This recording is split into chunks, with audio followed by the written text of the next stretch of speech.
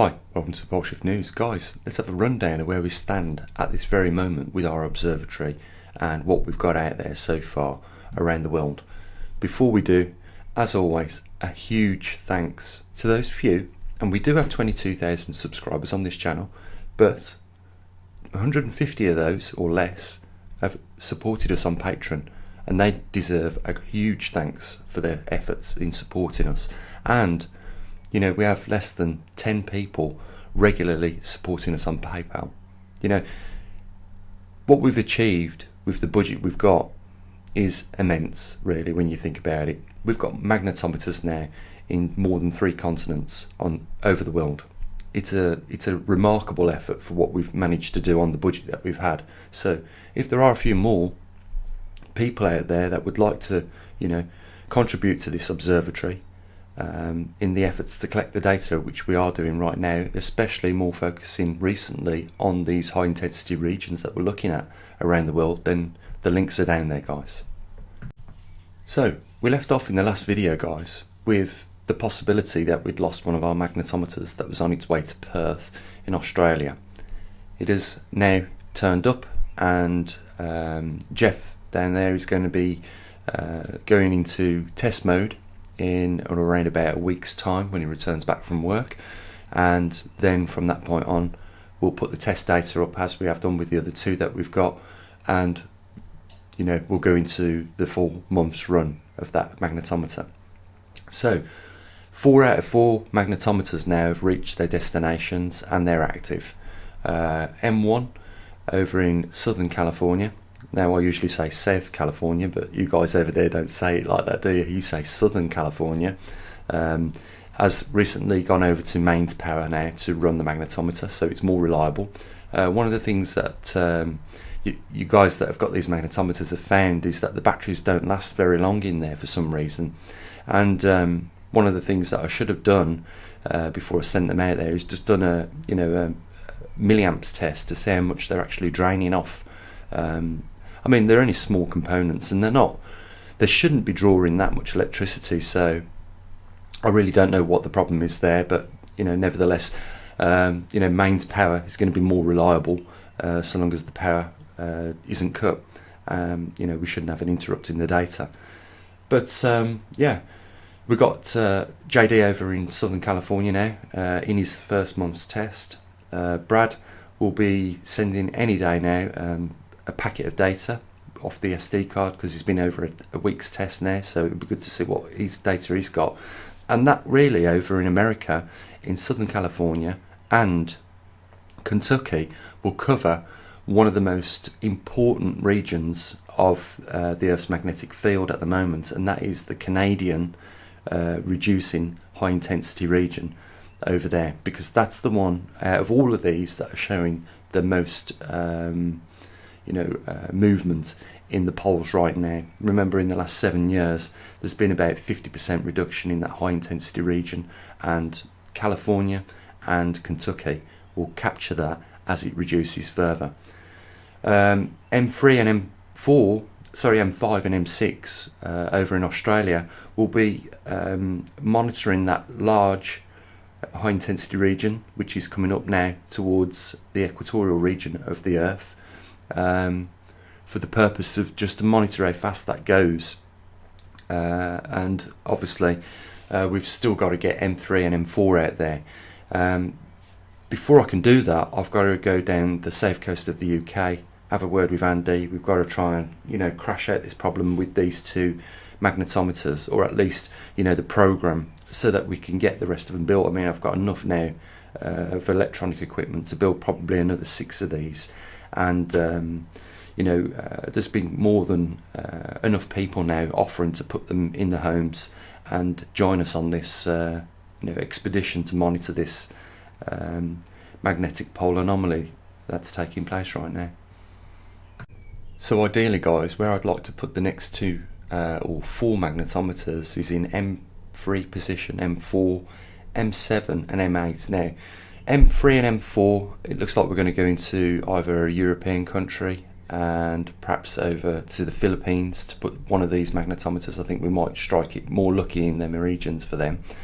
M7 and M8 I'm going to go somewhere in mid-Africa and perhaps mid-East Africa, I think, and that's to track this low intensity region here, or the mid-Atlantic or South Atlantic anomaly, which is the lowest region of the planet right now, with a very low intensity magnetic region. And it's important to track this one as well as the high intensity regions, because it is the expansion of the low intensity region which will really collapse the magnetosphere. And it'd be good to just monitor what's going on.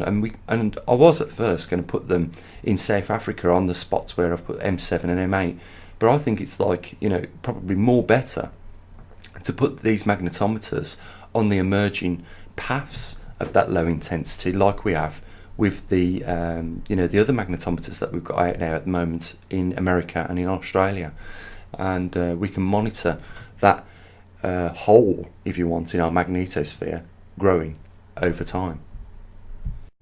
And of course, last but not least, we have the TriMag here in the United Kingdom, monitoring every 3 seconds the movement of the magnetic North Pole right now, or at least that region in between the two intensities, which has been, as you guys know, on the migration now for at least 100 years, and, you know, covering more distance now than it ever has done in a shorter space of time.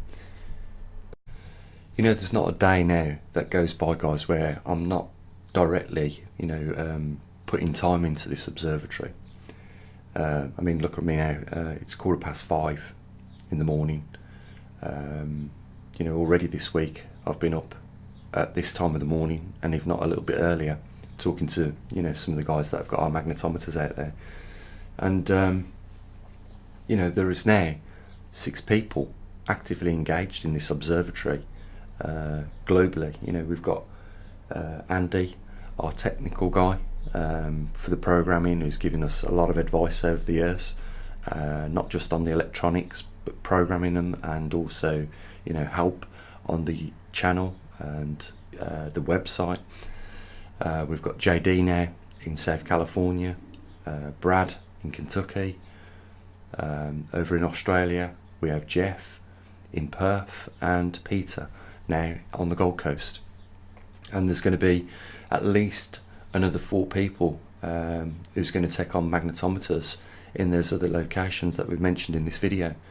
The only thing that can bring this house of cards down, guys, is, you know, a seizure of the support that we get financially.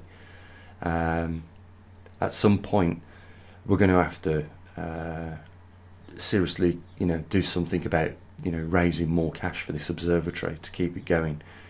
And it needs to be kept going because of what times we're in right now. You don't need me you know,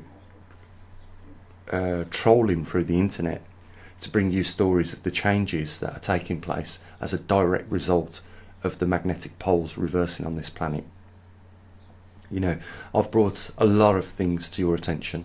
Hopefully you understand that those jet streams are by no coincidence form themselves on this planet at horizontal to the poles themselves.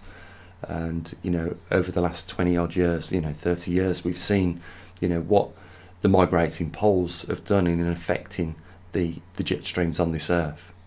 You know, there's a lot of other side effects that have happened as a direct result of the magnetic poles reversing. It is probably the most important anomaly taking place in our times right now to be focusing on. It's one of the rarest anomalies. The last time, 780,000 years, the Earth went through a completed reversal. And it's here, guys, it's happening. You've seen even the mainstream organisations say, you know, we've got to keep updating the world magnetic map now because of how fast things are moving. You know, our observatory has beaten NASA twice in delivering information first before, you know, they have themselves to the general public. And in one case, we did it about 3 months before they did it. So, you know, there is a worth in this observatory. It's worth supporting. It just needs a few more of you guys out there to, you know, support us either become a patron member or, you know, help us on the PayPal side. It's entirely up to you, and it has never been mandatory. I just hope that the people that do support it realise, you know, how important it is, and, you know, I hope those people that are probably thinking about supporting it decide to, because now we've been at this 7-8 years. You know, the time has gone by, and a lot of things in those 7 or 8 years have changed. And you know, by all means, it's not a time now to say, okay, you know, it doesn't need any more support from this point on, because more than ever it needs it now. And with that, guys, you know, I'm going to not take up any more of your time, you know, other than mention that the links are down there, and, you know, I'll continue throughout the week, you know, sourcing what we need, and, you know, putting together what we need, and doing what we need, basically, to keep things going here at the observatory. And I'll say what I usually do with that. Bye for now.